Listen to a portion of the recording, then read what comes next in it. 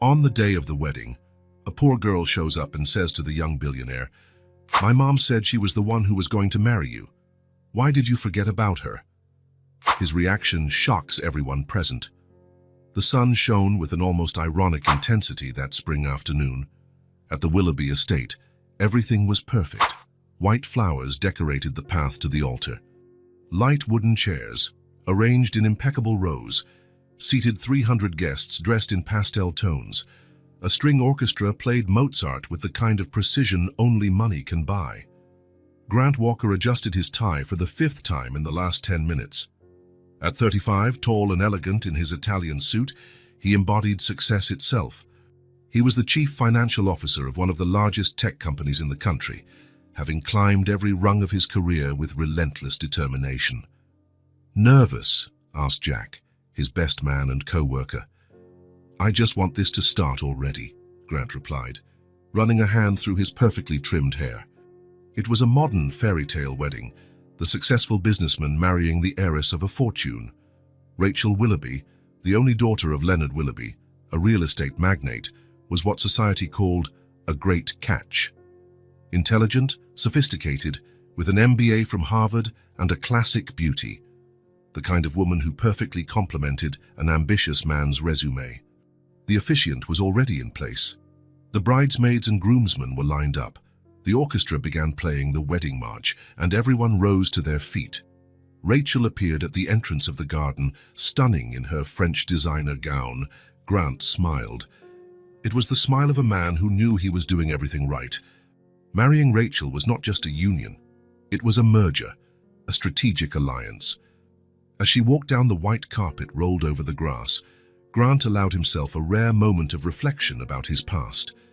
How far he had come from the working-class neighborhood where he grew up. How different his life was now from the days when he counted coins to buy milk. Rachel reached the altar with a radiant smile. Her father handed her over to Grant with a firm grip on his arm, a gesture that said both, "Take care of her and don't waste this opportunity." The officiant began the ceremony with words about commitment and unity. The guests listened in respectful silence, champagne at the ready to be served the moment the vows were exchanged. "If there is anyone who knows of any impediment to this union, speak now or forever hold your peace." The ritual phrase, which normally goes unanswered, echoed for only 2 seconds before it was broken. "My mom said she was the one who was going to marry you. Why did you forget about her?" The childlike voice, clear and strong, sliced through the air like a blade. A collective murmur spread through the rows of guests. Grant froze, his expression changing instantly. A little girl, maybe 5 years old, stood in the middle of the aisle. She wore a simple, faded blue dress and worn-out sneakers. Her brown hair, poorly combed, framed a face with delicate features. Wide, dark eyes, just like Grant's, were fixed on him with disconcerting intensity. "Who is this child?" Leonard Willoughby's voice boomed in indignation. "Security!" But Grant couldn't take his eyes off the girl. There was something about her, something both familiar and unsettling. And then he saw it. Hanging around the child's neck was a necklace, a simple silver chain with a small bird-shaped pendant. A necklace he knew well. The necklace he had given Mara Jensen 8 years ago, on the night he promised he would come back for her once he established his career, a promise he never fulfilled. "Grant?" Rachel's voice sounded beside him, tense and confused. "Who is that girl? What is she talking about?" Grant opened his mouth, but no sound came out. His mind short-circuited, images from his past violently colliding with the present. Mara, the small apartment they shared, the smell of fresh coffee in the mornings, the sound of her laughter, the plans they made together, the promise of a better life. There last night, when he left to take an internship in another city. The first step toward the career he had always dreamed of. "I don't understand," he mumbled, more to himself than to Rachel. The small intruder took a few more steps forward. "My mom keeps your photo. She cries at night." "Cries at?" "She said you two were going to get married and live in a nice place." The child's words fell like stones into the calm lake of Grant's carefully constructed life. The ripples spread out, touching everyone present. Rachel looked from Grant's pale face to the girl and finally understood. Her eyes filled with tears, of anger and humiliation, not sadness. "So there's another woman." Someone from your past. Her voice grew louder, echoing through the garden. You lied to me all this time. It's not like that. It was so long ago, Grant stammered, his usual composure utterly lost. But Rachel was already removing her engagement ring, a 3-carat diamond sparkling under the sun. It's over, Grant. Don't come after me. She threw the ring against his chest and turned around. With determined steps, she walked back down the aisle, away from the altar, passing by the little girl without even looking at her. The guests began to rise, some confused, others shocked, and many already whispering among themselves. Gossip would spread like wildfire, the scandal of the year. Rachel's father advanced, furious. You'll regret this, Walker. I'll make sure of it personally. Grant barely heard the threat. His eyes were glued to the girl and the necklace she wore, that little silver bird he had once given Mara on a night of promises. He took a step toward her, extending his hand. Wait, what's your name? The girl stepped back, suddenly shy. Sadie, she answered in a low voice. Sadie Jensen. Jensen, Mara's last name, a name he had buried along with his past. Where's your mom, Sadie?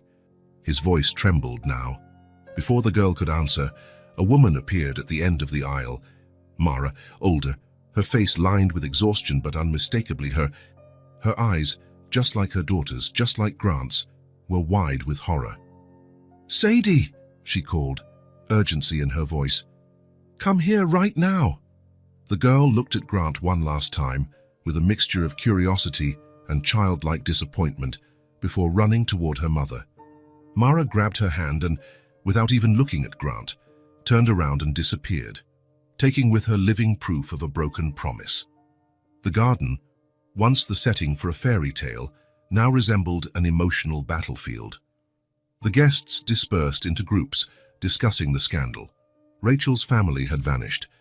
The musicians were packing up their instruments, unsure of what to do. Grant remained motionless at the altar, still holding the engagement ring, his world crumbling around him. His meticulously planned life, his carefully orchestrated social ascent, everything lay in ruins. Yet amidst the chaos, a single question hammered in his mind. Who was that girl? Why was she wearing Mara's necklace? What had happened to the woman he'd left behind in his pursuit of a better life? What have I done? He muttered to the empty garden, his question lost in the hush of the late afternoon.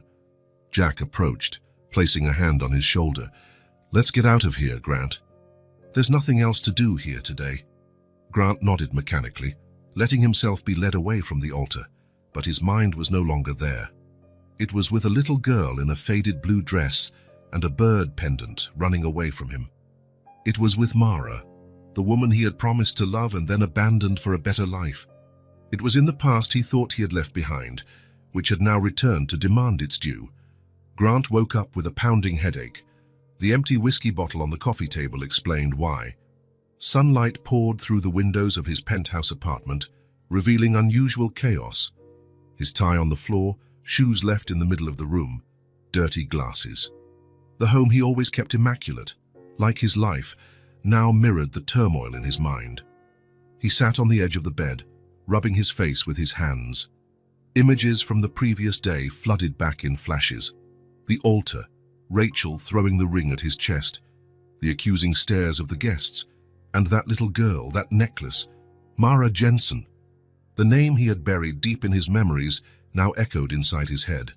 Mara, with her honest smile and hands always stained with paint. Mara, who believed in him when no one else did. Mara, whom he left behind when opportunity arose.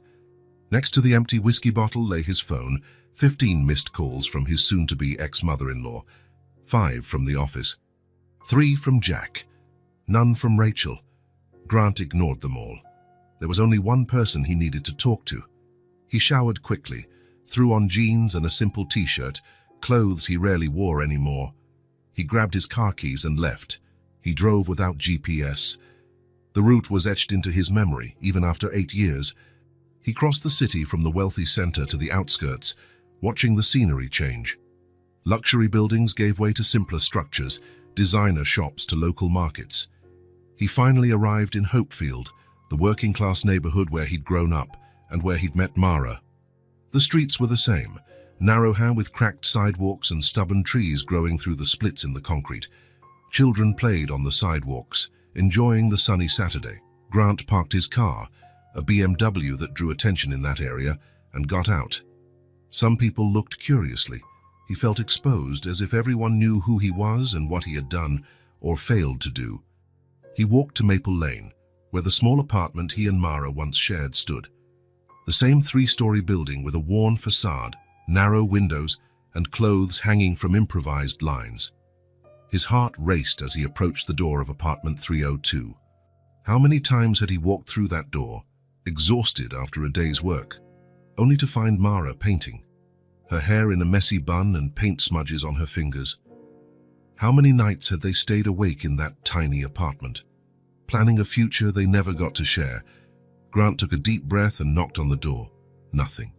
He knocked again, louder. The door opened to reveal an elderly woman he didn't recognize. "Yes?" she asked, adjusting her glasses for a better look. "Sorry, I'm looking for Mara Jensen. She used to live here." The woman frowned.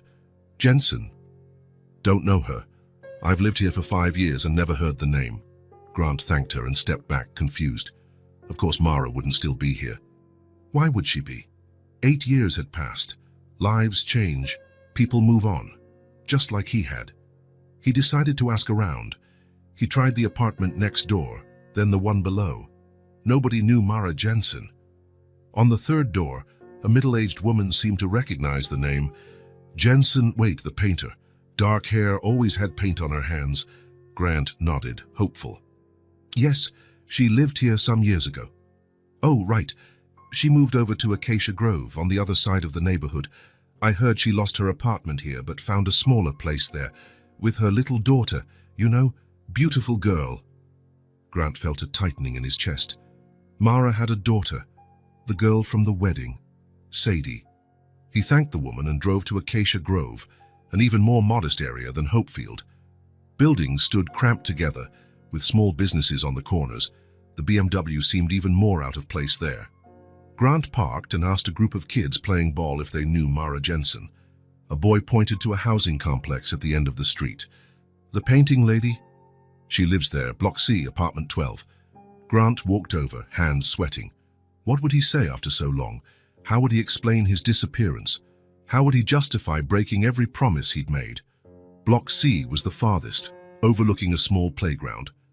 As he approached, Grant noticed a girl swinging by herself, dark brown hair in a messy braid, a faded blue dress. "Sadie." He stopped, watching her from a distance. She looked so small, so fragile. She swung gently, humming a childish tune. There was something hypnotic about her, something that stopped him from going straight to apartment 12. Without much thought, Grant walked toward the playground. "Hi," he said, sitting on the swing beside her. "Remember me?" Sadie stopped humming and looked at him, her dark eyes studying his face. For a moment, Grant feared she would scream or run away. "You're the man from the wedding," she said finally. No fear in her voice, only a child's curiosity. "The one with the fancy dress." "It was a suit," Grant corrected with a slight smile. "But yes, that was me. My name is Grant." "I'm Sadie. I'm 5.5. She held up 5 fingers, then another half. "Nice to meet you." "Sadie, who's 5.5. "What are you doing out here alone?" "Mom's painting. When she paints, she needs quiet, so I come out to play. She can see me from the window." Sadie pointed to one of the apartments in Block C, where a curtain fluttered slightly. "Your mom's a painter." "Yes, she makes beautiful paintings, but nobody buys them. It's a shame." Sadie sighed, sounding momentarily older than her 5 years. Grant felt a pang of guilt. Mara had always had talent. He'd promised to help her open a small gallery one day. "Want to see my sandcastle?" Sadie asked suddenly, jumping off the swing. Without waiting for an answer, she ran to the sandbox on the other side of the playground. Grant followed, enchanted by her energy. In the center of the box was a structure vaguely resembling a castle with small twigs for flags. "It's lovely," Grant said, kneeling beside her. "I haven't finished the main tower," Sadie explained, starting to shape the sand. "Can you help me?" For the next half hour, Grant forgot everything: the ruined wedding, the confrontation that awaited him, the complicated life he had built. He was completely absorbed in building sand towers with a 5-year-old girl who had, without knowing it, turned his world upside down the day before. Sadie chattered non-stop as they worked. She talked about her school, how she loved drawing like her mom, about the neighbor's cat that sometimes came to visit. She never once mentioned a dad. "Hey, it's getting cold," Sadie finally remarked, rubbing her arms. "Mom said I should come inside if it got cold." "I'll walk you home," Grant offered, standing up and dusting sand off his pants. "Okay, come meet my mum. She makes the best hot chocolate in the world." Grant felt a lump in his throat, meeting Mara, as if it were the first time. They walked together to Block C. Sadie hopped over every crack in the sidewalk, holding Grant's hand without hesitation. They reached apartment 12. The door was unlocked. "Mom, I brought a friend for hot chocolate," Sadie shouted, rushing in first. Grant paused on the threshold, unable to take another step. The apartment was small, sparsely furnished, but clean. A makeshift divider of colorful fabrics separated what looked like the living area from the painting space. The smell of paint and turpentine brought back memories he had suppressed for years. Sadie had already disappeared inside. Grant heard muffled voices, then footsteps approaching the door, and then there she was. Mara Jensen looked both the same and completely different from the young woman he had left 8 years ago. Her dark hair now had a few gray strands, pulled into the same messy bun he remembered. Her face, once smooth, had lines around her eyes and mouth. She wore faded jeans and a loose shirt stained with blue paint. Around her neck was a simple silver chain without the pendant. Recognition, shock, then fury crossed her eyes in quick succession. "Sadie, go to your room. Now," Mara said, her voice controlled, without taking her eyes off Grant. "But Mom, the hot chocolate."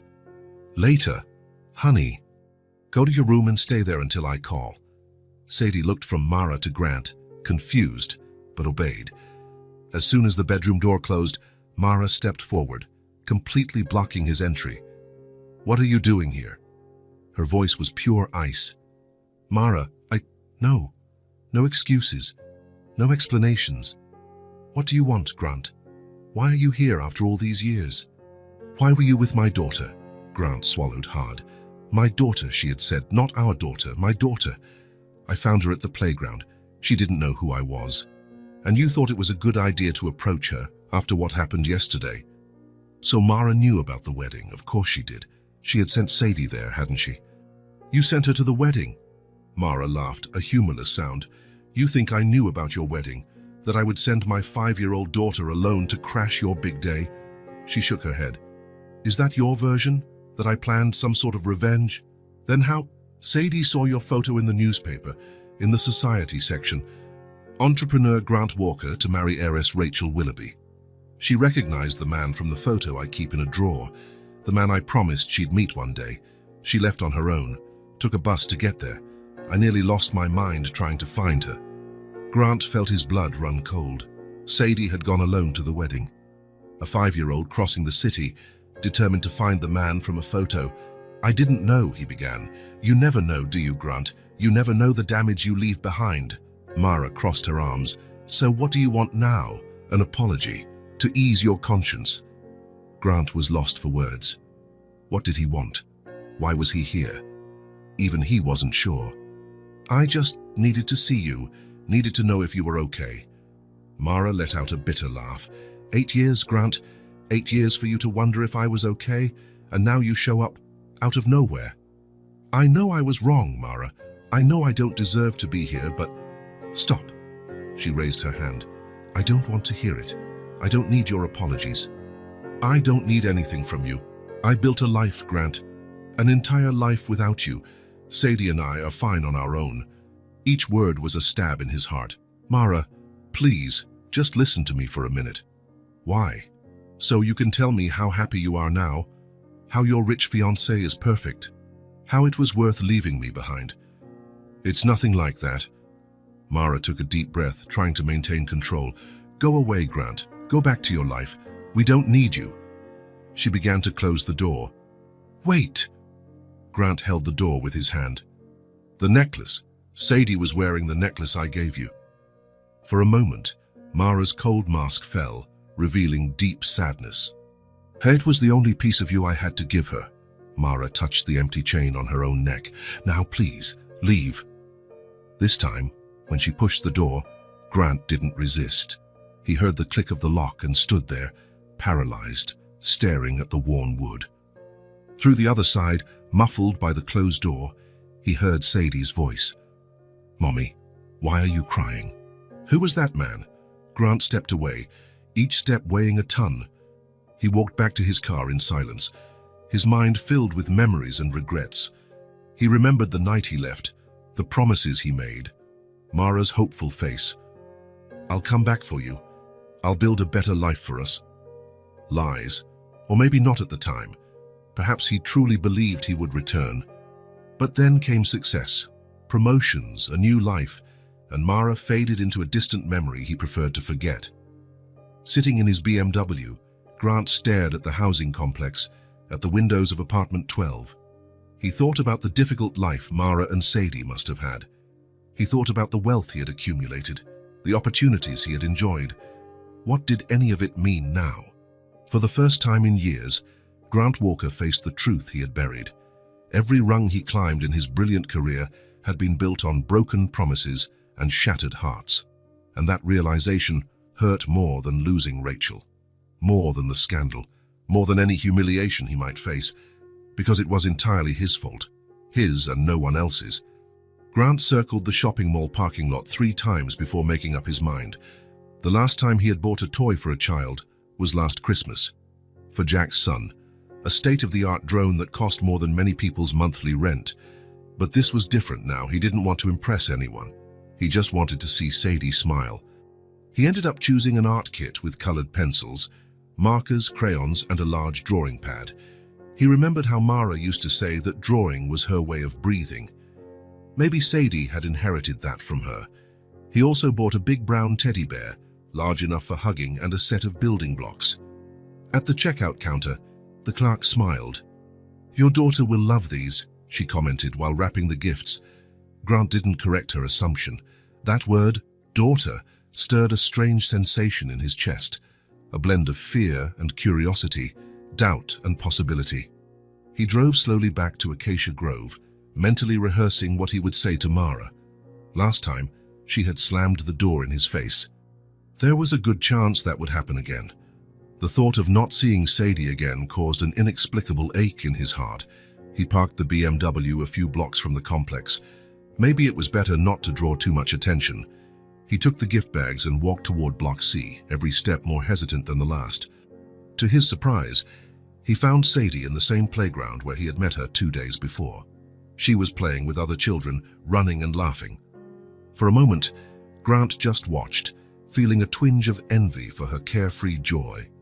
When was the last time he allowed himself to feel that free? Sadie saw him and immediately ran over, her eyes sparkling. "Grant, you came back." There was no judgment in her voice, just pure childlike happiness at seeing a friend. Grant wondered what Mara had told her about him. "Hi, Sadie. I brought some things for you." Her eyes widened at the sight of the colorful bags. "Presents for me?" He nodded, smiling, and handed them to her. Sadie sat right there on the ground, opening them with the impatience typical of a child. Her face lit up when she saw the art kit. "Wow, look at all these colors." She opened the box right away, running her fingers reverently over each pencil. "Mom can never buy so many at once."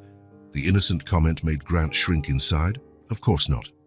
In 10 minutes, he had purchased more than Mara could probably afford in months. Sadie kept exploring the gifts, hugging the teddy bear tight and already planning what she would build with the blocks. Grant sat beside her on the ground, answering her questions, completely captivated by her enthusiasm. He felt a strange peace he hadn't experienced in years. After a few minutes, he sensed someone watching them. He looked up to see Mara standing under a nearby tree, arms crossed, expression unreadable. She made no move to approach, just observed. "Your mom's over there," Grant said softly to Sadie. "Do you think she'll be upset if I talk to you both?" Sadie glanced at her mother, then back at Grant, thinking, "She was sad after you left yesterday, but not mad." Sadie took his hand. "Come on, let's show her what you brought." Before Grant could protest, Sadie was already dragging him toward Mara, carrying the bear under one arm. Grant held the other bags, suddenly more nervous than at any business meeting he'd ever faced. "Mom, look what Grant brought me," Sadie exclaimed, holding up the teddy bear. "And there's a lot more. Pencils, blocks, everything." Mara kept her eyes on Grant, ignoring the gifts. "What do you think you're doing?" Grant swallowed hard. "I just wanted to do something nice for Sadie. No ulterior motives." "No ulterior motives," Mara repeated, skepticism in her voice. "Like when you promised to come back 8 years ago." "Please," Grant lowered his voice so Sadie wouldn't hear. "I just want to fix some of the damage I caused." "Fix it? With gifts?" Mara shook her head. "You think it's that simple?" "No, I know it's not. But I have to start somewhere." Something in the sincerity of his voice seemed to reach Mara. She sighed, her shoulders slumping slightly. "It's getting chilly out here," she said finally. "Sadie, let's go home." "Can Grant come too?" Sadie asked at once, clinging to his hand. "He can help me build the blocks." Mara and Grant locked eyes. He remained silent, leaving the decision entirely up to her. After a moment that felt like an eternity, Mara gave a reluctant nod. "Just for a while." Sadie beamed. "Come on, Grant. I'll show you my room." The apartment felt even smaller in the daylight. The living room had only a worn sofa, a small coffee table, and a tiny bookshelf with a few books. The TV was an old tube model. The walls, however, were alive with color. Paintings by Mara transforming the modest space into something vibrant. Grant recognized her style immediately. Urban landscapes in bright tones, anonymous faces captured in moments of raw emotion. The kitchen was tiny, with peeling cupboards and an oven that had seen better days. On the fridge, Sadie's drawings were pinned with colorful magnets. Sadie led him to a cramped corner that served as her bedroom, really just a section of the living room separated by a curtain, a small bed, a plastic dresser, and dozens of drawings taped to the walls. There was no space for anything else, but she didn't seem to mind, proudly showing off her little universe. "This is where I sleep and draw and play when it's raining," she explained, placing her new toys on the bed. "But if there's thunder, I sleep with Mom." Grant smiled, trying to ignore the tightness in his chest. How many thunderstorms had he missed? How many fears had he never soothed? "It's a very cool room," he said, looking at the drawings. "For you like to draw just like your mum?" Sadie nodded enthusiastically. "I'll be an artist too, Mafis, when I grow up, or an astronaut, or both." Mara appeared at the curtain's edge. "Sadie, take your toys to the living room table. There's more space out there." The girl obeyed happily, carrying her new treasures to the living room. Once she was out of earshot, Mara turned to Grant. "Don't do this." "Do what?" "Don't show up with expensive gifts and promises. Don't get her hopes up if you're just going to disappear again." Grant held her gaze. "I won't disappear, Mara. Not this time." "That's easy to say now, while the novelty hasn't worn off. But what happens when you realize our life doesn't match yours, that we have nothing to offer the big executive?" "It's not about that." "No," Mara crossed her arms. "Then what is it about Grant? Why now, after all this time?" He had no ready answer, not one that made sense even to him. "Mom, Grant, come see." Sadie's voice interrupted the tense moment. In the living room, she had already spread out the colorful blocks and begun building. Grant followed Mara over, keeping a respectful distance. Over the next few hours, a strange truce settled in. Grant sat on the floor with Sadie, helping her construct more and more elaborate block structures. Mara mostly stayed in the kitchen, making a snack and then dinner, but she kept an eye on them the whole time. Grant observed her movements, how she stretched every ingredient to the maximum, how she reused every leftover. The small apartment told a story of daily struggle, tough choices, priorities focused on survival. So different from his own life, where throwing out a shirt because of a tiny flaw was routine. "Want some juice?" Mara offered, handing him a cup, a small gesture of peace. "Thank you." Their fingers brushed as he took it, and both pulled back as though shocked. The air conditioner was broken. He realized this when he saw the small fan strategically placed in the corner. The chairs around the table didn't match, picked up or bought second-hand. The rug had stains no amount of cleaning could remove. It was a life of patches and make-do, of making the most with what was available. Yet there was something deeply dignified and genuine about the apartment. There was love in the colorful walls. There was care in Sadie's mended clothes hanging to dry. There was strength in how Mara kept everything running. "Grant, look," Sadie called, interrupting his thoughts. She had opened the art kit and was drawing something with intense concentration. Grant approached, sitting next to her at the table. The drawing showed a big castle with tall towers and a drawbridge.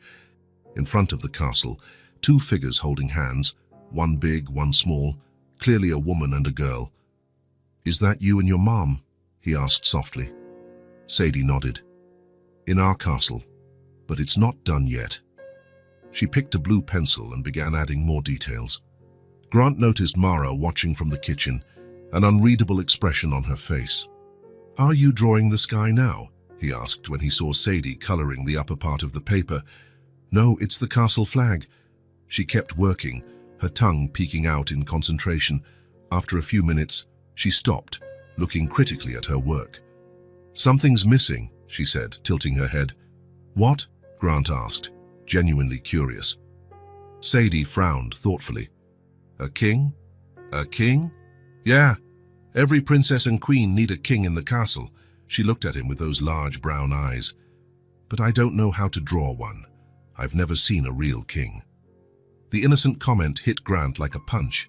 He looked at Mara, who had frozen in the kitchen doorway, a flicker of pain crossing her face before she masked it again. "Well, I'm not a king," Grant said, trying to keep his voice light, "but I can try drawing one for you." He picked up a pencil and, next to the two female figures, clumsily drew a man with a crown. His artistic skills were limited, but Sadie didn't seem to mind. "Like this?" he asked, showing her the result. Sadie examined the drawing seriously, then smiled. Now the castle is complete. Something constricted in Grant's chest. A thought began to form in his mind, an idea he had avoided since he first saw Sadie. What if... The age made sense. The timing. The necklace she wore. Sadie's eyes were so much like his own when he looked in the mirror. He felt the weight of that possibility as never before. A daughter. His daughter. A child who had grown up without him, who drew castles with a missing place where a father should be. "It's getting late," Mara announced, breaking the moment. "Sadie needs a bath before bedtime." Grant nodded, standing up. "Of course, I'll be going." "No," Sadie protested, clinging to his arm. "Can't you stay a little longer, please?" "Sadie," Mara warned. "It's okay," Grant said gently, disentangling himself from Sadie's grip. "I'll come back another day if your mum allows." He looked at Mara, silently asking for permission. After a moment of hesitation, she gave a brief nod. "Promise?" Sadie insisted, staring at him intently. Grant knelt to meet her gaze. "I promise." This time he knew he would keep it. He was no longer the ambitious young man willing to sacrifice everything for success. He was a man facing the consequences of his choices, seeing clearly for the first time what truly mattered. "Can I hug you?" Sadie asked, taking him by surprise. Grant hesitated, looking to Mara for permission. She turned her gaze away, but didn't object. He opened his arms, and Sadie threw herself into them, hugging him with the casual trust only a child can give. The smell of kids' shampoo and crayons, the warmth of a small body in his arms, the sensation of holding something precious and fragile. For a brief moment, Grant felt the world stop. Everything he had built, every professional achievement, every dollar accumulated, none of it seemed important next to this simple hug. As he pulled back, he saw something shining around Sadie's neck, the bird pendant he had once given Mara on a starry night, promising freedom and a future together. A promise he had broken, a life he had abandoned, a daughter he had never known. Sadie smiled at him, unaware of the storm in his mind, and ran off to put away her new treasures. Grant stood up and faced Mara. "She's my daughter, isn't she?" The question hovered between them, heavy as lead, inevitable as the tide. Mara didn't reply immediately. Her eyes, full of memories and past pain, searched his face. "I think you already know the answer," she said at last, her voice barely above a whisper. Grant felt the weight of that truth settle on his shoulders, not as a burden, but as a responsibility he was, for the first time, willing to fully accept. "I'll come back tomorrow," he said, not as a question, but as a promise. Mara only nodded, opening the door for him to leave. As he walked back to his car, Grant felt something new growing inside him. It wasn't guilt or remorse, though both were present. It was something stronger, more primal. It was the feeling of having found a part of himself he hadn't realized was missing. 1 week. 7 full days since Grant had started visiting the small apartment in Acacia Grove regularly. 7 days of sandcastles, colorful drawings and invented stories. 7 days watching Sadie, looking for traces of himself in her innocent face. A routine had formed almost naturally. Grant arrived after work, carrying simple items, a box of ice cream, a kid's magazine, art supplies. They spent a few hours together, and then he'd leave before dinner. Mara remained distant, busy in the kitchen or pretending to read a book, always watching, always alert, like a hawk protecting its nest. Their conversations were minimal, limited to practical trivialities and arrangements. She prefers grapes, not strawberries. The coat's in the closet if it gets cold. 10 minutes, no more. Short phrases, terse instructions, none of the warmth Grant remembered from the Mara of 8 years ago. None of the easy laughter, the spirited debates about art and life, the dreams shared under the same tiny roof. On a rainy Thursday, Grant arrived earlier than usual. The office had emptied out after a cancelled meeting, and he saw no reason to stay. His priorities were shifting, rearranging within him like puzzle pieces, finally forming a coherent picture. Sadie was still at school. Mara answered the door, surprised, a paintbrush in hand and blue paint smudged on her face. "I came early," he said unnecessarily. "I can wait in the living room if you're busy." Mara hesitated, then stepped aside to let him in. The apartment smelled of paint and turpentine. In the tiny space serving as her studio, an easel held an almost finished canvas, an urban night scene with city lights reflected in a puddle. "Are you still paint nighttime scenes?"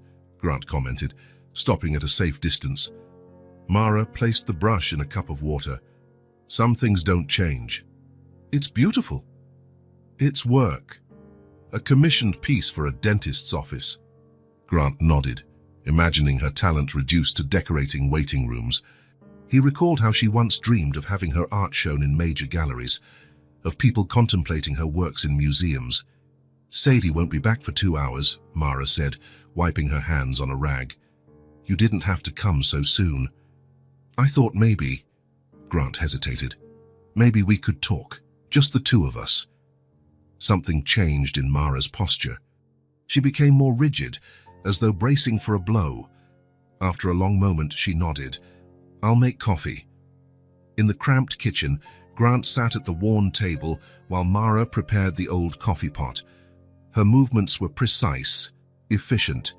She wore simple clothes, faded jeans, a loose t-shirt, hair up in a messy bun.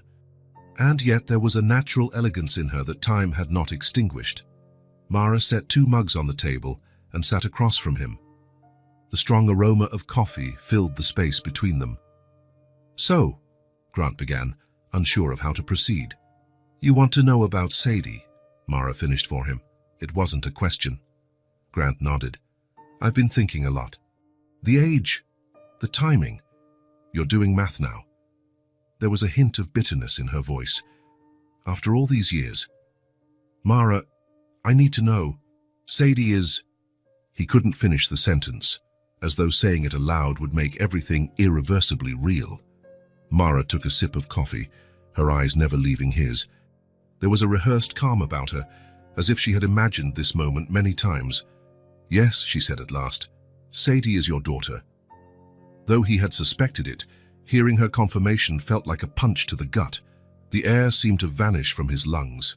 His daughter. He had a daughter, a 5-year-old girl he barely knew. Why didn't you tell me? The words came out strained. Mara laughed shortly, without humor. And how would I do that, Grant? You changed your number, disappeared completely. The few letters I sent were returned. It was as if you'd died. Grant swallowed hard, remembering. The new number, purely for professional contacts. The new apartment in a better neighborhood. The conscious decision to cut ties with the past, with anyone who might remind him of where he'd come from. With Mara. I didn't know you were pregnant when I left. Neither did I. Silence. The ticking of the wall clock felt deafening. When did you find out? 2 weeks after you were gone. I took 3 tests to be sure. Mara stared into her mug as though reading memories in the dark liquid. I called the number you left. It was disconnected. Each word was another nail in his heart.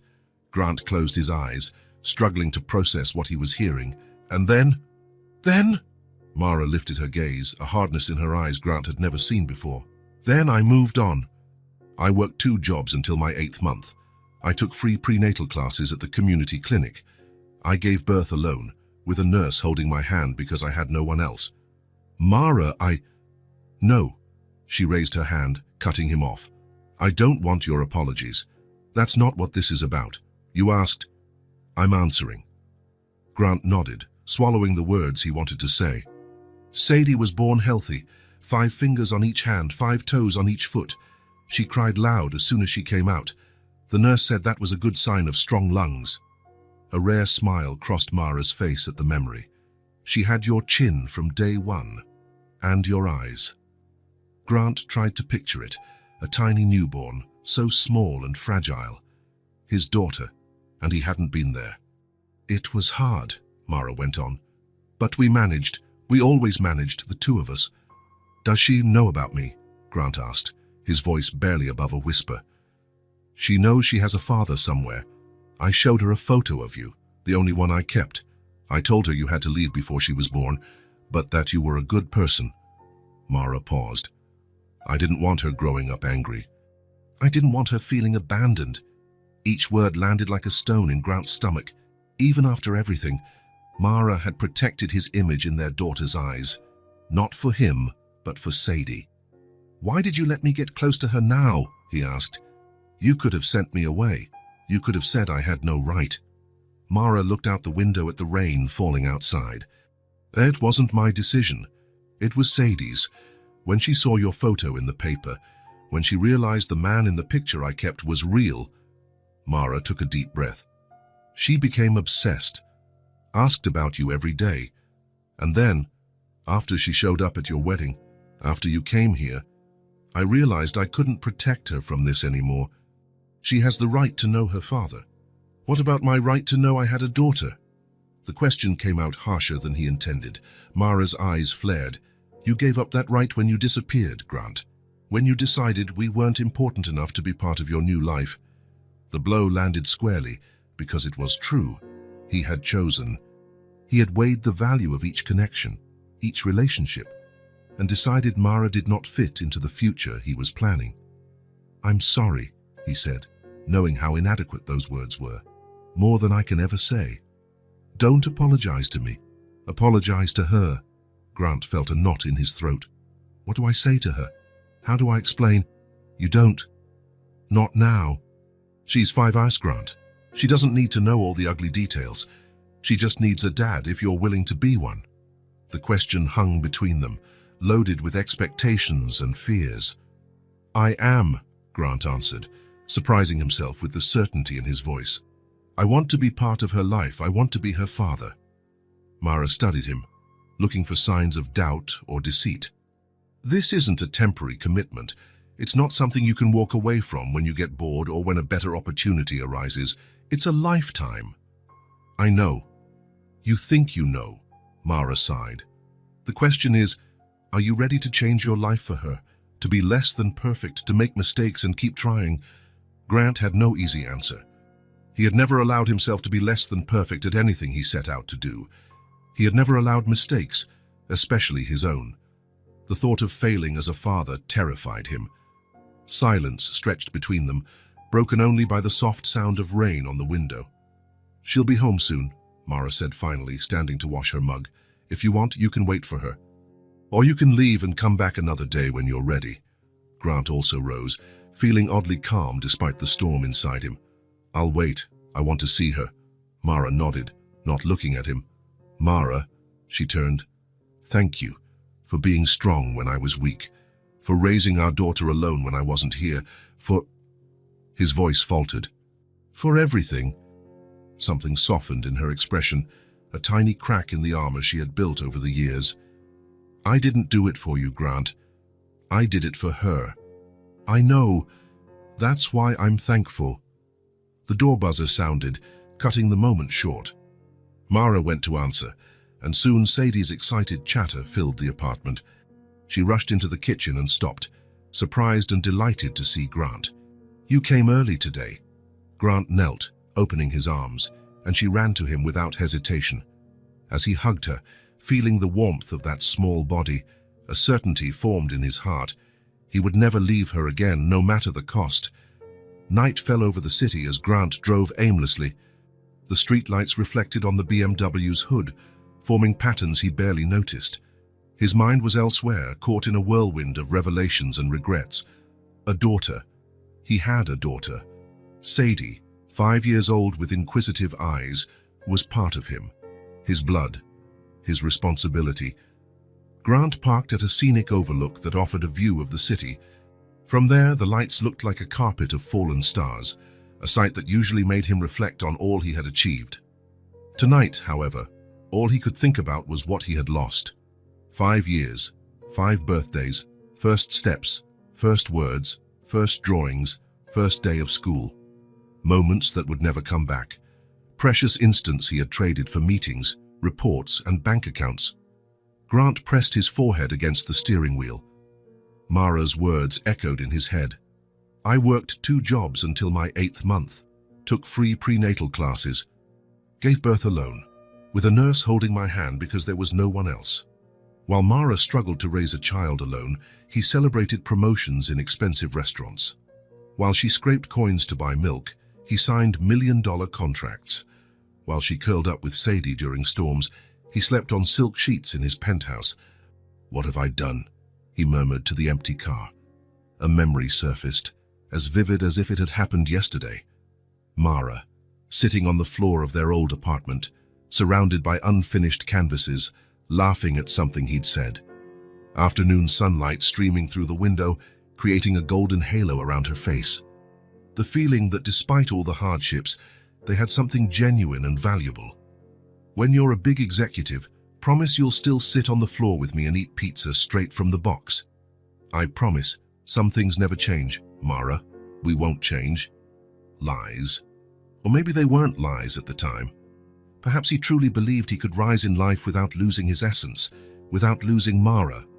Another memory. The day he left. The small backpack with his few possessions. The internship at a growing company 2 hours away. The opportunity he'd worked so hard for. It's just for a little while, Mara. I'll get established and come back for you. The goodbye kiss. The bird pendant he'd placed around her neck. So you'll remember we're free, but we always come home. The necklace Sadie was wearing now. The internship turned into a job. The job brought promotions, new social circles, new friends, who never would have accepted Mara with her paint-stained hands and thrift store clothes. The unspoken but conscious decision to leave the past behind, to reinvent himself, to cut ties. Grant got out of the car and walked to the edge of the overlook. The cold night wind seemed fitting for the storm inside him.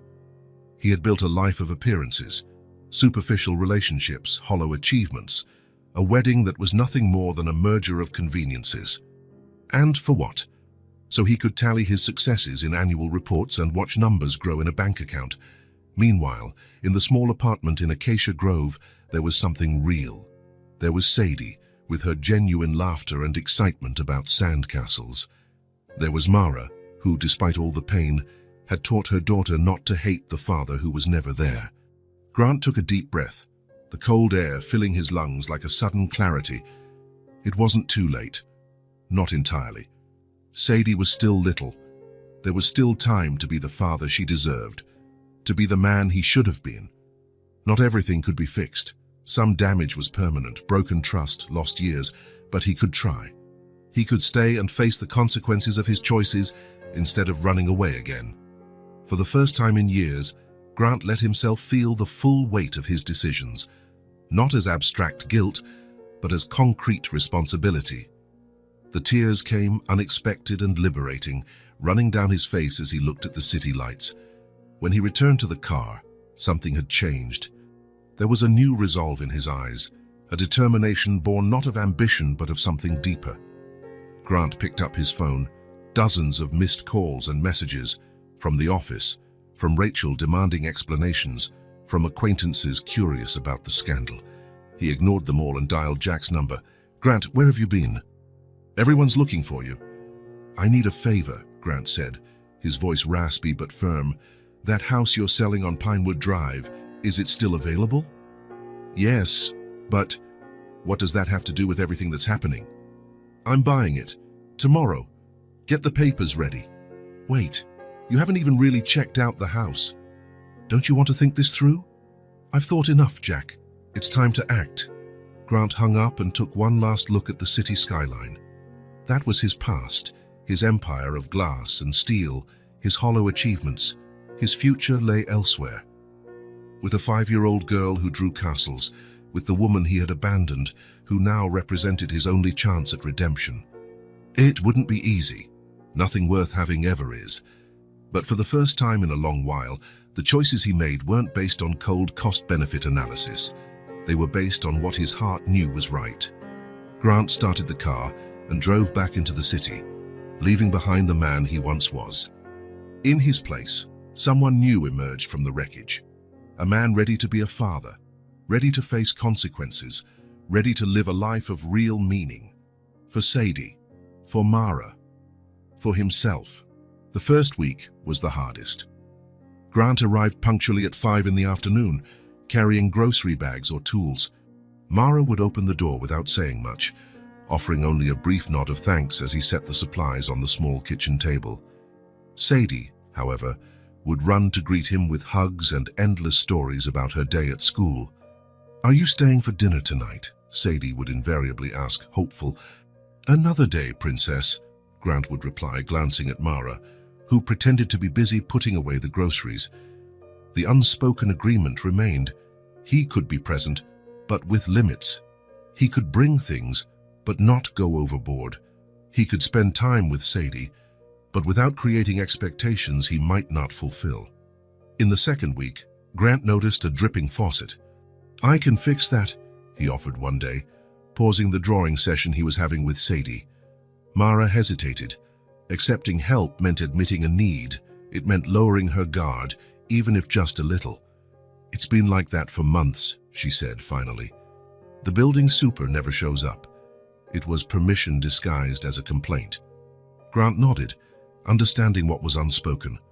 While he worked under the sink, Sadie sat on the kitchen floor, watching with fascination. "Do you know how to fix everything?"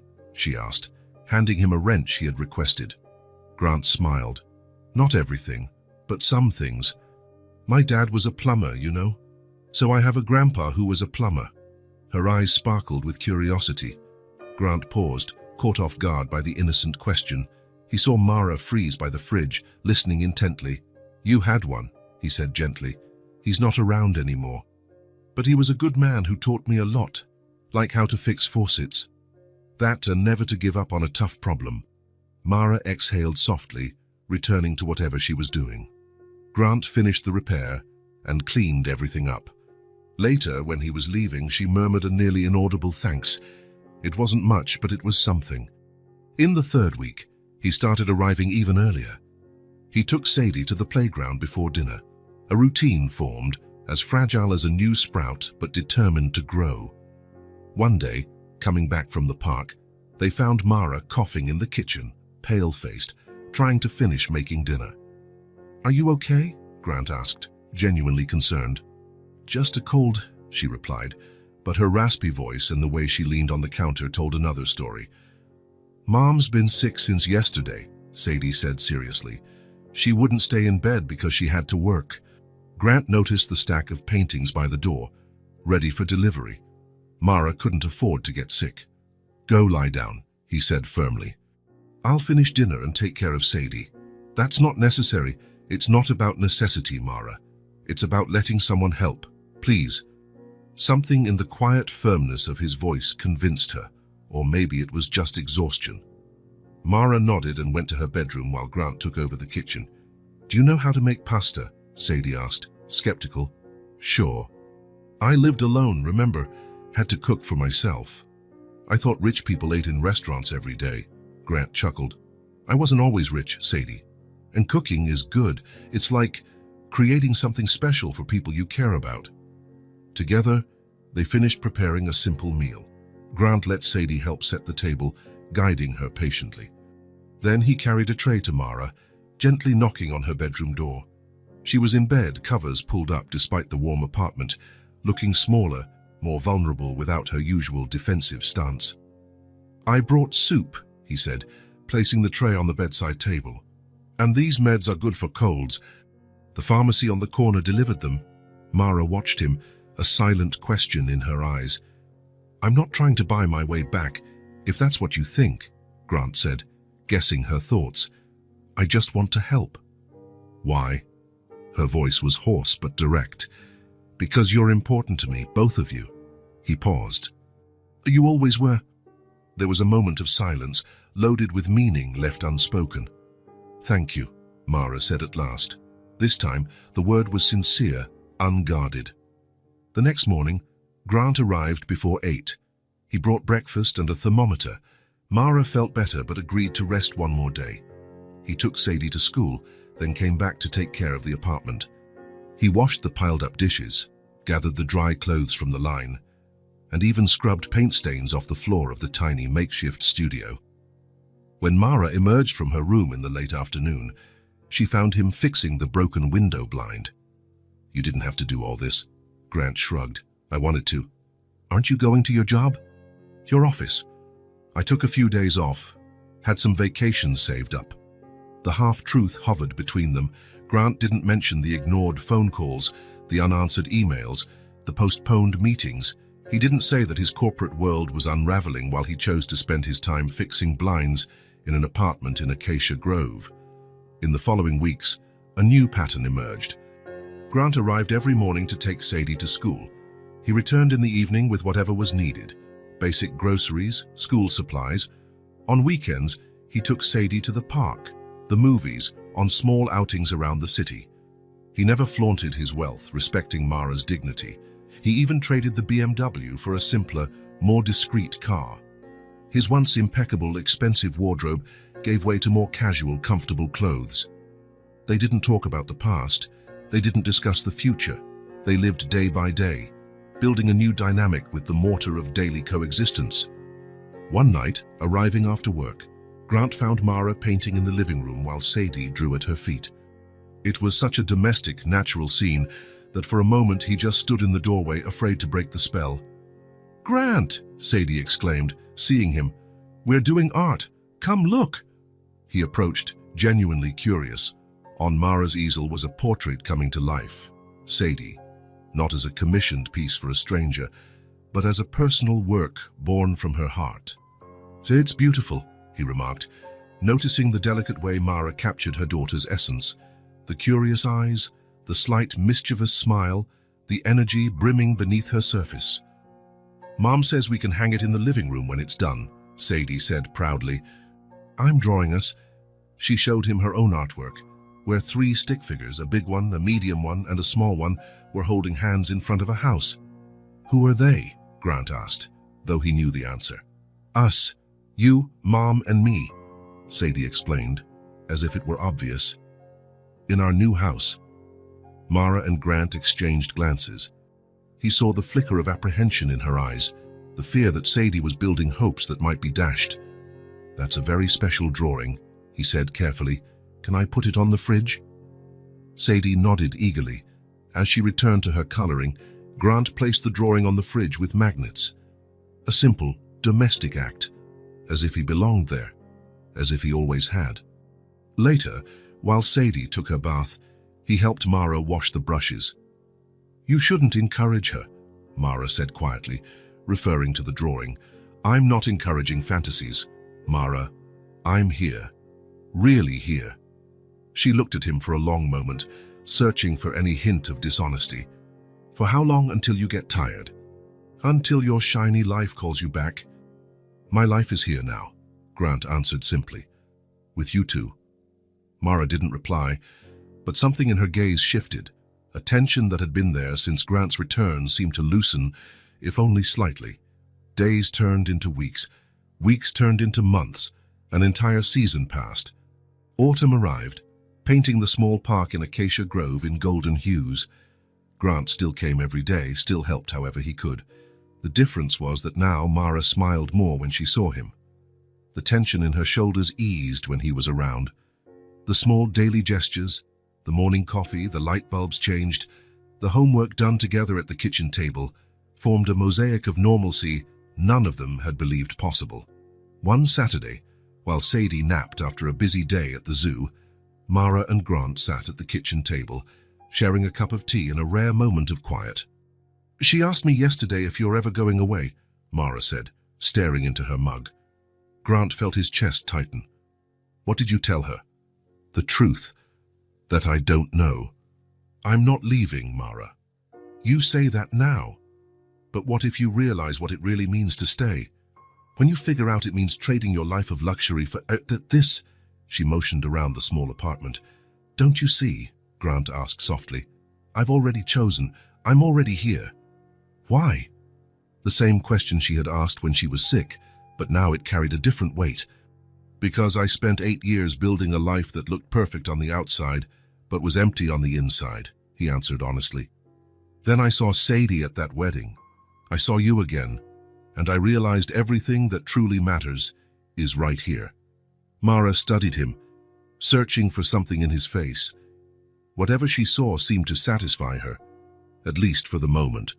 She likes you a lot, she said at last. She has your smile and your stubbornness. Grant chuckled quietly. I thought the stubbornness was yours. For a moment, something of the old Mara, the one from before the pain and disappointments, sparkled in her eyes. Maybe a bit of both. It was almost nothing, a small acknowledgement of their shared bond through Sadie. But for Grant, it meant everything. The small daily presences were taking root. Slowly, deeply, persistently, and with enough patience, even the most fragile roots can support something beautiful and lasting. The idea came on a rainy night. Mara watched from the window while Grant told Sadie a bedtime story. His deep, gentle voice narrated tales of brave princesses saving entire kingdoms. Sadie listened with shining eyes, curled into his arms as if that was her natural place. 3 months had passed since Grant had begun showing up every day. 3 months of minor home repairs, shared dinners and weekend trips to the park. 3 months of a routine that, to Mara's surprise, seemed stable. But something still bothered her. An unspoken lie lingered between them.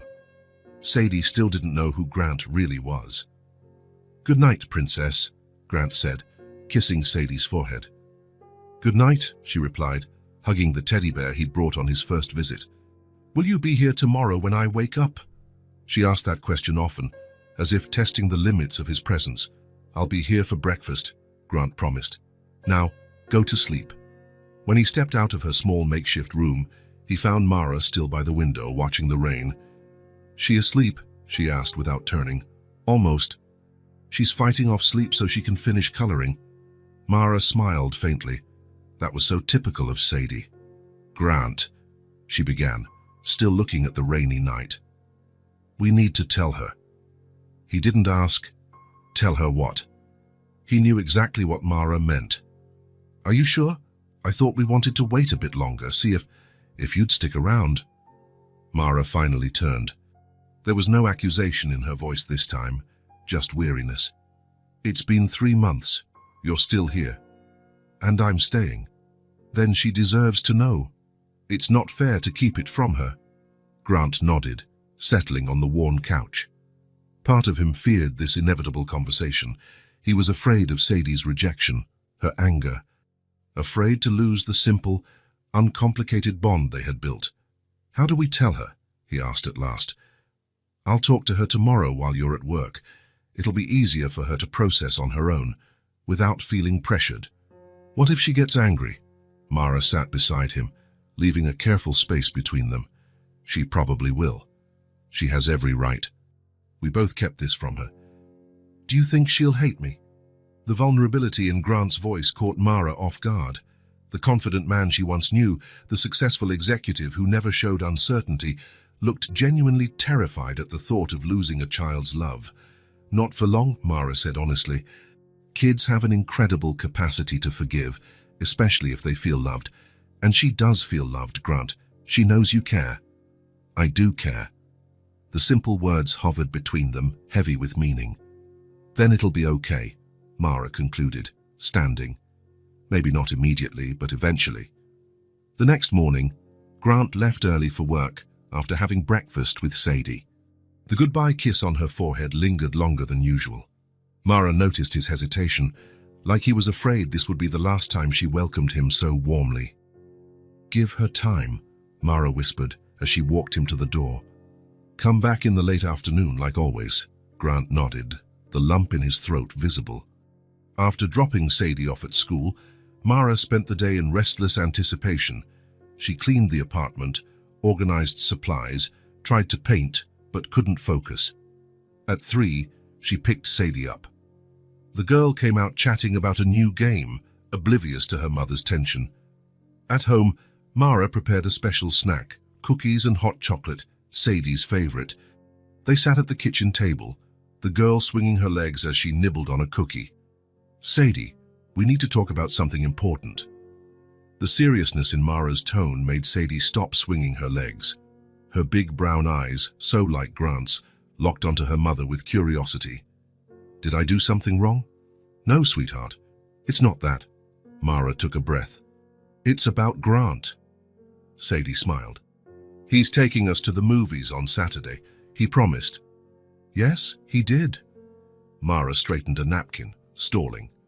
Sadie, remember when you asked me about your dad, who he was and where he was? The girl nodded, suddenly more serious.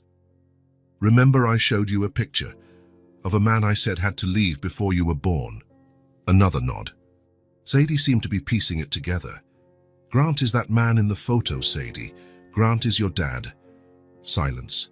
The kind that weighs a ton. Sadie remained motionless, the cookie forgotten in her hand, her eyes pinned on Mara, as if trying to decide whether this was a joke. No, she said finally, in a small but firm voice. He can't be. It's true, sweetheart.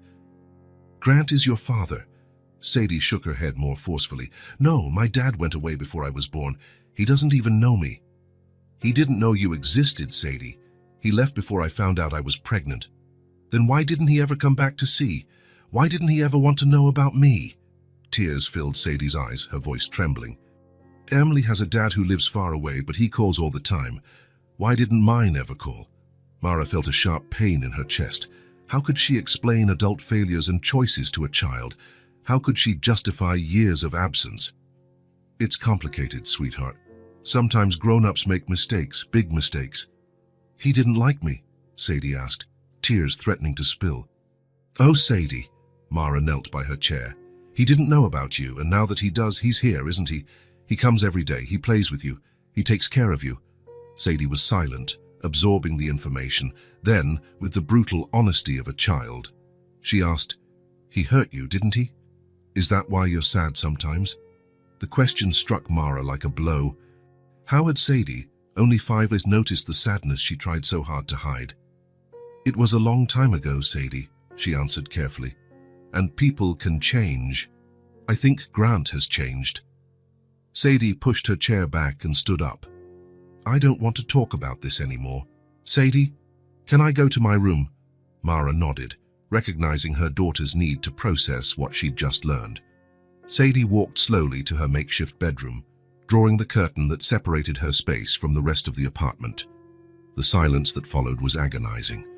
Mara heard the occasional sniffle from behind the curtain, but respected her daughter's space. Sometimes, even children need alone time with their thoughts. As evening fell, Mara approached the curtained-off room. Sadie, Grant will be here soon. Do you want me to tell him to come another day? The curtain opened a little, Sadie emerged, red-eyed, clutching a piece of paper. "No," she answered. "I want to talk to him." "Are you sure you can wait if you're not ready?" Sadie shook her head. "I need to." Before Mara could respond, a knock on the door announced Grant's arrival. Sadie quickly returned to her spot behind the curtain while Mara went to let him in. Grant stood in the hallway, a shopping bag in one hand, a bundle of wildflowers in the other, Mara's favorites. His smile faded at the sight of her tense expression. "You told her?" he asked quietly. Mara nodded. "She's processing. She wants to talk to you alone." "Is that a good idea?" "I don't know. Good. But it's what she wants." Grant set the groceries and flowers on the kitchen table, glancing nervously at the drawn curtain. Mara touched his arm lightly. "Be honest with her. That's all I can say." "Always." Mara grabbed her coat. "I'll run to the laundromat and be back in half an hour. That should give you enough time to talk." After Mara left, Grant stood in the living room, unsure. Finally, he approached the curtain and knocked softly on the doorframe. "Sadie, can I come in?" Silence, then a small voice. "You can." Grant carefully pushed aside the curtain. Sadie sat on her bed, hugging the teddy bear he had given her, a folded piece of paper by her side. Her eyes, so like his, were swollen from crying. "Your mum told me you two talked today," Grant began, sitting on the edge of the bed, keeping a respectful distance. Sadie nodded without looking at him. It must have been a big surprise. Another silent nod. "Are you mad at me?" he asked softly. Sadie finally looked at him. "Why did you leave?" That simple question carried the weight of years of absence. Grant felt his heart clench. "Because I made a terrible mistake," he answered honestly. "Because I thought other things were more important." "What things?" "Money, success, status." Grant shook his head. "Things that seemed huge then, but now I see they're nothing compared to what I lost." "Did you know about me when you left?" "No, Sadie. I didn't know you existed. If I had known..." Grant swallowed. "If I had known, I would have stayed, or come back. I never would have missed a single day of your life." Sadie stared at the teddy bear in her arms, thinking, "Emily says dads are forever. Even when they go away, they're still dads." She's right. But you didn't even know you were my dad until now. Sadie furrowed her brow, wrestling with concepts too big for her age. "Did you like my mom?" The question surprised Grant. "I liked her very much," he answered sincerely. "Your mom is one of the most special people I've ever met." "Then why did you make her sad?" Grant closed his eyes momentarily. How could he explain adult complexities to a 5-year-old heart? "Because I was young and foolish, Sadie. I thought I could find happiness in places and things, not in people." He opened his eyes and looked at her directly. "It was the biggest mistake of my life, and I'll never forgive myself for hurting your mom, for missing so much of your life." Sadie was silent for a long time, absorbing his words. "Are you going away again?" "No," he answered without hesitation. "Never again. Even if you're mad at me now and you have every right to be, I'm going to keep coming back, every day, forever. Promise?" Her voice was small, vulnerable. Grant knelt beside the bed at her eye level. "I promise, Sadie. More than that, I'll show you. Day after day." She studied him with the intensity only children possess, as if trying to see straight into his soul. "Mom said you're sorry, so sorry, and that you're trying, with all my might." Sadie picked up the folded paper and held it out to Grant. "I made this for you." Grant carefully unfolded the paper. It was a drawing in crayon, the same 3 stick figures, one large, one medium, one small, holding hands in front of a house. But now, above the largest figure, in wobbly letters, was a single word: Dad. "That's you," Sadie explained, pointing. "Before, I didn't know. Now I do." Grant felt a knot in his throat and tears burn his eyes. "This is the most beautiful picture I've ever received," he said. His voice choked. "You can keep it. It's a note, too." "A note?" "Yes. Turn it over." Sadie flipped the paper. On the back, In a child's handwriting, it read, "I love you, Dad." It was too much for Grant. The tears he had tried to hold back fell freely. He didn't try to hide them. There was no shame in crying over something so precious. "I love you too, Sadie, more than I can say." She watched his tears with fascination. "Are you crying because you're sad?" "No." Grant smiled through his tears. "I'm crying because I'm happy. Very, very happy." Sadie considered this for a moment, then opened her arms to him, a silent offer, an invitation to forgive, which Grant wasn't sure he deserved, but he accepted with immeasurable gratitude. He hugged her gently, as though holding the most fragile treasure. He smelled her childlike shampoo and crayons, felt the warmth of unconditional trust. "You know something," Sadie whispered in his ear. "I always wanted a dad." "I always wanted a daughter," Grant replied, pulling back to look into her eyes. "I just didn't know it until I met you." When Mara returned, she found them sitting on the floor of Sadie's small space, surrounded by drawings. Sadie was excitedly explaining each one, while Grant listened with rapt attention, as if every word were precious. Spotting Mara, Sadie ran over. "Mom!" I told Grant about the play at school." That brief hesitation was almost imperceptible, the dad still not entirely natural on her tongue, but it was there, waiting to emerge. "That's great, honey." Mara stroked her daughter's hair, exchanging a look with Grant over Sadie's head. In that look was a silent question. Grant answered with a slight nod and a calm smile. Yes, they had talked. Yes, something had been repaired, not completely, but enough for a new beginning. Later, while Sadie bathed, Grant showed Mara the drawing. "My first note," he said, voice thick with emotion. Mara touched the paper gently, her eyes softening as she read the childlike words. "She has a big heart," she commented, "like her mom." Their eyes met, and for a moment, something from the past flickered, a memory of simpler times, of feelings not yet complicated by absence and hurt. That night, when Grant read Sadie her bedtime story, he felt a subtle shift. He was no longer just Grant reading to her. He was a father reading to his daughter. The invisible bond, fragile but real, had formed. A new beginning born from truth and the kind of forgiveness only a child can give so freely. After Sadie fell asleep, he lingered, watching her. The drawing, his first dad note, was folded carefully in his pocket, a tangible reminder of the miracle that had happened that afternoon, a miracle called a second chance. Autumn gave way to winter, and winter began to yield to spring. The changes were not just in the weather, but in the little family taking shape in Acacia Grove. Grant's daily visits had become something more, a constant presence, a pillar, a certainty. On Tuesday and Thursday mornings, he was the one who made breakfast, animal-shaped pancakes for Sadie, strong coffee for Mara. Sadie would already be at the table, swinging her legs, counting down the minutes to see which creature would appear on her plate that day. "An elephant," she exclaimed on a particularly cold morning, as Grant flipped the pancake before serving it. "With chocolate edges just the way you like," he replied, placing the plate in front of her. Mara watched from the bedroom door, still fixing her hair for the day. It was almost surreal, a scene of domestic normalcy. The man who had once abandoned everything was now serving pancakes in her kitchen, as if he'd never left, as if he'd always been part of the picture. "Got one for me?" she asked, stepping into the kitchen.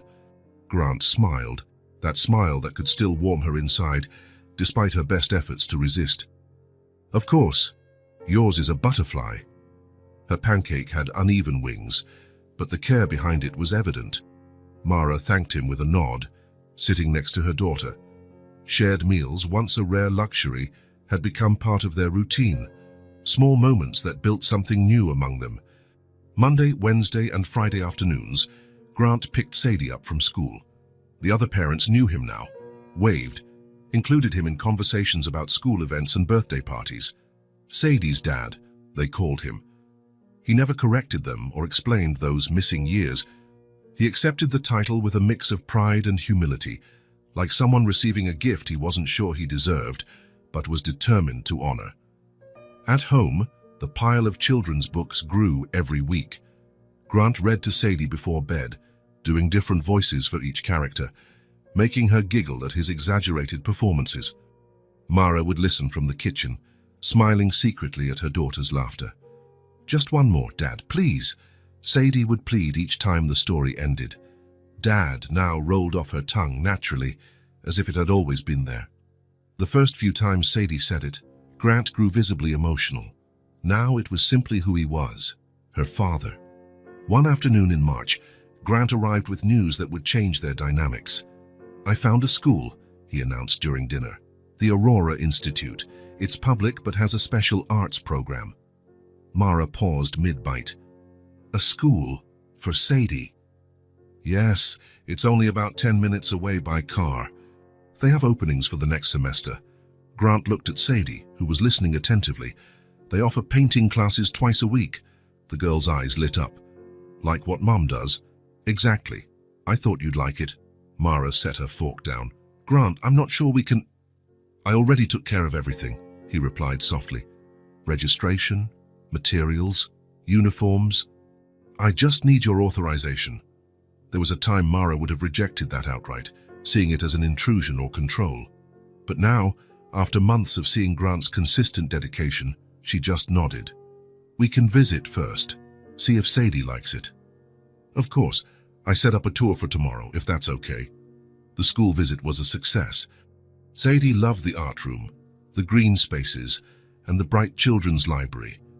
When the principal asked if she'd like to study there, the girl looked at both her parents, not just Mara, as she would have before, but at both, seeking joint approval. "Can I, Mom? Can I, Dad?" Grant and Mara exchanged a glance. A silent understanding passed between them, a decision shared without words. "Yes," they answered together. In the following weeks, Grant took charge of preparations. He bought all the school supplies, not just the basics, but everything on the list. Professional grade-colored pencils, sturdy notebooks, a durable rolling backpack so Sadie wouldn't strain her back.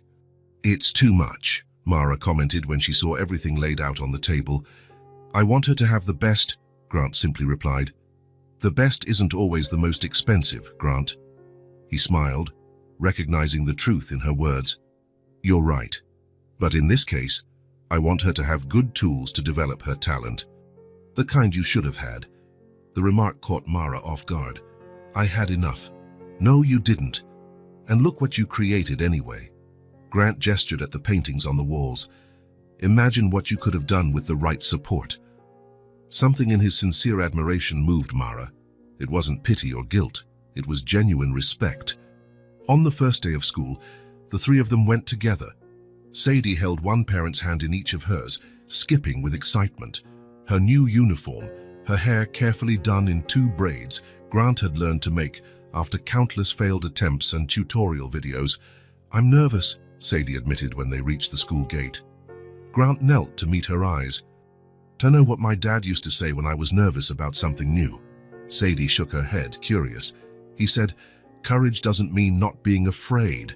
It means feeling afraid and doing it anyway. And you, Sadie Jensen, are the bravest person I know." The girl smiled, hugging him tight before running inside, where a teacher awaited. Mara and Grant stood side by side, watching until she disappeared into the school. "You never told me that about your dad," Mara commented as they walked back to the car. "There are a lot of things I never told you," Grant replied.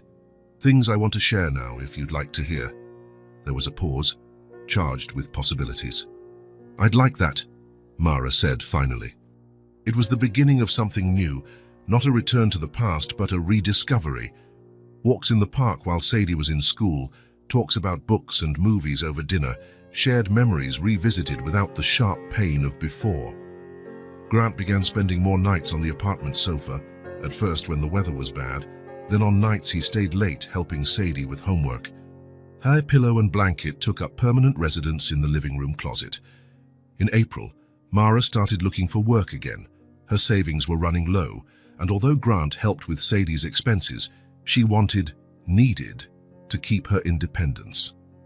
"I have an interview tomorrow," she announced one evening as they did the dishes together. "At a gallery downtown." "Sullivan Gallery?" Grant asked, surprised. It was one of the most prestigious galleries in the city. Yeah, they're looking for someone for their educational department to work with children and teach basic techniques. That's perfect for you. If I get it. Competition is stiff. Grant watched her with admiration for the determination that had always been part of her, even in the worst times. I can take care of Sadie tomorrow if you need. That would be great. The interview's at 3. The next day, Mara dressed carefully in a simple suit she saved for special occasions. She put her hair in a neat bun. When she stepped out of the bedroom, she found Grant and Sadie on the floor, focused on a board game. "How do I look?" she asked anxiously. Both looked up in unison, identical expressions of admiration on their faces. "Beautiful," Grant said, with a sincerity that made Mara's cheeks flush slightly. "The prettiest," Sadie added, standing to hug her mom. "Good luck, Mom." When Mara returned hours later, she found the house clean, dinner ready, and Sadie's homework done. Grant had reorganized her tiny studio, arranging the paints by color, cleaning the brushes, and clearing more workspace. "How was it?" he asked, handing her a glass of wine he'd bought for the occasion. "I think it went well," Mara smiled, allowing herself a moment of optimism. "The director liked my work, said I have a fresh perspective." "Of course she liked it. You're talented, Mara. You always have been." They clinked glasses, a small celebration of possibility. 2 days later, the gallery called. The job was hers. Grant prepared a special dinner to celebrate. Nothing fancy. He'd learned Mara valued effort over cost, but thoughtfully planned. Her favorite dish, flowers in season, and even a small gift, a set of professional brushes she had often admired but never bought. "For your personal projects," he said when she opened it. "For when you're not teaching others." Sadie made a congratulatory card covered in colorful drawings with the words, "Mommy Gallery Artist," scrawled in big letters. During dinner, laughing at Sadie's jokes and sharing their future plans, Mara felt something she hadn't felt in a long time: completeness, as if the pieces of a puzzle were finally snapping into place. For the first time in years, she didn't feel alone. It wasn't a conventional family. They didn't follow the script society expected, but in the little moments, animal-shaped pancakes, bedtime stories, clumsy braids, shared dinners, they were building something real, a place to stay, a place to belong, a place to be who they truly were, together. And for Mara, who had carried the weight of solitude for so long, this new harmony felt like finally breathing after years underwater. Grant noticed the change in her. He saw it in her more frequent smiles, in the way she sometimes touched his arm during a conversation, as if to confirm he was really there. He saw it in how she now planned the future, naturally including him. "Maybe next summer we can go to the beach," she mentioned one night while organizing Sadie's schoolwork. "She's never seen the ocean." "She'll love it," Grant replied, feeling his heart flutter at the word "we." Not just Sadie and I, but all of them together. Small signs of acceptance, renewed trust, a family forming not out of obligation or guilt, but through daily choice. A choice Grant made every morning upon waking, and every night as he left with the promise to return the next day. A choice that finally felt right. Summer arrived, bringing long days and mild nights. The modest apartment in Acacia Grove had changed, not structurally, but in essence. The windows stayed open longer, letting in not just the breeze but also laughter and conversation. 6 months had passed since Mara started working at Sullivan Gallery. Her talent as an educator surprised even herself. The kids loved her, the parents respected her, and management was already discussing expanding her role to include curating exhibits for new artists. For the first time in years, the bills were paid on time. The kitchen cupboards, once nearly empty, stayed stocked for weeks. And in one corner of the living room, a new canvas awaited. This time, not a commission, but a personal project Mara finally felt confident enough to start. "What are you going to paint on it?" Grant asked one night while they prepared dinner. Mara smiled, a light, unburdened smile. "Us, a scene from the park last Sunday. When Sadie rolled around in the grass and got all green. Exactly. That moment, the light was perfect, and you two laughing." She paused, searching for words. It felt like everything was in the right place, you know? Grant did know. That afternoon in the park had been one of those rare, perfect moments, lying on the grass while Sadie tried to teach him the names of the clouds, with Mara watching them, smiling. There was nothing extraordinary about it, and perhaps that was why it was so special. "That'll be your first solo exhibition?" he teased. More statement than question. Mara gave him a surprised look. "I'm not ready for that." "You are, more than you think." The conversation was interrupted by Sadie rushing into the kitchen, waving a brightly colored paper. "Look what we made at school today. These are invitations for my birthday." The paper showed drawings of balloons and a cake, with Sadie's birthday in big, colorful letters. "It's beautiful, honey," Mara praised, taking the invitation. "But your birthday's 3 weeks away." "The teacher said we need to plan early," Sadie explained seriously. "I want a party with all my friends from school." Grant and Mara exchanged glances. Kids' parties meant expenses, something that still weighed on the family budget. "We can do something special," Grant suggested. "It doesn't have to be big to be unforgettable." "Promise?" Sadie asked, her eyes locked on his. "I promise, princess." Grant knelt to her level. "After all, it's not every day you turn 6. Over the next few weeks, birthday preparations took center stage during their dinners. Unlike the lavish parties Grant had seen in his old social circles, this one would be simple. A picnic in the park, traditional games, a homemade cake. "No clowns," Sadie insisted. "Emma's scared of them." "No clowns," Grant agreed, adding it to the list. "How about face painting? I can ask a friend from the gallery to come," Mara offered. On the morning of Sadie's birthday, the sky was clear and blue, as if gift-wrapped for her. Grant arrived early, loaded with decorations and supplies to set up a corner of the park. Mara was already up, putting the finishing touches on a chocolate cake. Sadie's favorite. "She's still asleep?" Grant asked when he walked in. "Out like a light." "I kept checking all night, expecting her to wake up from excitement." Grant grinned. "I remember the night before my 7th birthday. I didn't sleep a wink. I was convinced my dad would bring me a puppy." "Did he?" "No. He brought a used bike he'd restored. At first I was disappointed, but then it was the best gift I've ever gotten." "He spent weeks working on it after his shifts," Mara observed him curiously. "You rarely talk about your dad." "He was a man of few words, but many actions." Grant paused as though considering something. "I think I understand him better now." A noise in Sadie's room interrupted them. Soon, hurried footsteps, and the birthday girl appeared in the kitchen doorway, still in pajamas, hair messy, eyes bright with anticipation. "It's today," she squealed, jumping into Grant's arms. "Happy birthday, princess," he murmured, hugging her tight. The day unfolded with the magic only a child's birthday can hold. A small group of school friends ran around the park, laughing, playing games like tag and hide and seek. Parents chatted and shared stories, welcoming Grant and Mara into their circle without question or judgment. When it was time for the cake, Sadie beamed in the center of the crowd, 6 candles flickering in her eyes while everyone sang. Grant felt a lump in his throat. His first birthday with her, the first of many he promised himself. "Make a wish," Mara whispered when the song ended. Sadie squeezed her eyes shut, concentrating, then blew out all the candles at once. Applause and cheers echoed through the park. Later, as the sun began to set and the other families had gone, the 3 of them remained on a park bench, sharing the last slices of cake.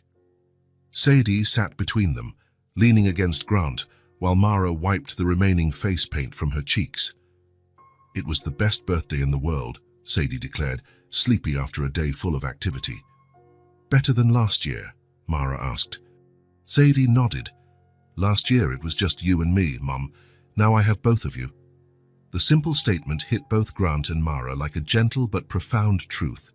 Incomplete before, now whole. "We're a family, aren't we?" Sadie asked, looking first at Mara, then at Grant. Silence hung in the air. The question carried a wealth of meaning. "Yes," Mara finally answered softly. "We're a family." "A different kind of family," Grant added, "but a real one." Sadie seemed satisfied with that response. Nestling between them, she soon dozed off, exhausted from the day's excitement.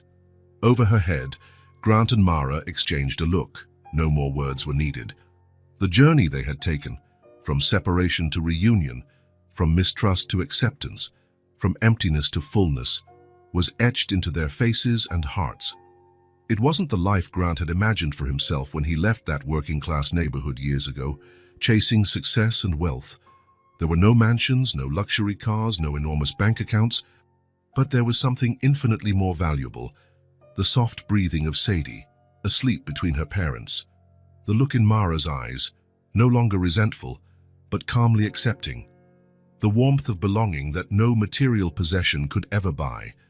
Sitting on that park bench, surrounded by the remnants of a simple party, they formed a picture no painting of Mara's could fully capture, a portrait of a family rebuilt from the ashes of abandonment and regret, an imperfect family with scars and tough histories, a family that had learned the hard way that lost time can't be reclaimed, but new moments can be created.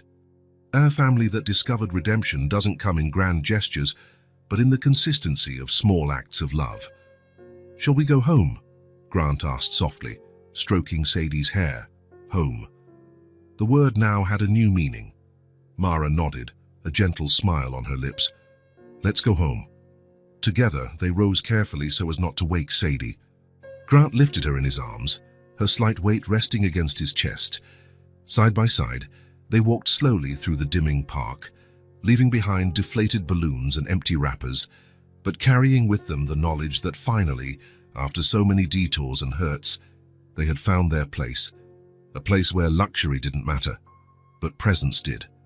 A place where past mistakes didn't dictate the future. A place where three imperfect hearts formed something whole, a home